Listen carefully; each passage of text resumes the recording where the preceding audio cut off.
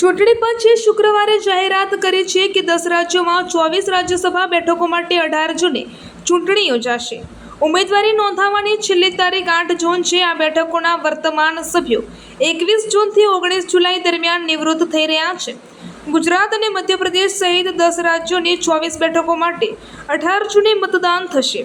ચૂંટણી પંચની જાહેરાત બાદ સંબંધિત રાજ્યોમાં રાજકીય હલચલ તેજ થઈ ગઈ છે। નિવૃત્ત થનારા સભ્યોમાં કોંગ્રેસના રાષ્ટ્રીય અધ્યક્ષ મલ્લિકાર્જુન ખડગે, કોંગ્રેસના વરિષ્ઠ નેતા દિગ્વિજયસિંહ અને ભૂતપૂર્વ વડાપ્રધાન એચ.ડી. દેવેગૌડા સહિત 24 અન્ય સાંસદોનો સમાવેશ થાય છે।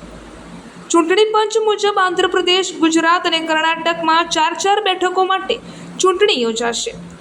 મધ્યપ્રદેશ અને રાજસ્થાનમાં 3 બેઠકો માટે મતદાન યોજાશે।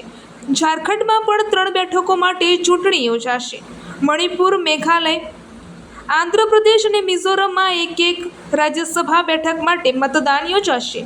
ઉલ્લેખનીય છે કે ઇતિહાસમાં પહેલીવાર ગુજરાતમાંથી રાજ્યસભામાં કોંગ્રેસનો એક પણ સભ્ય નહીં હોય।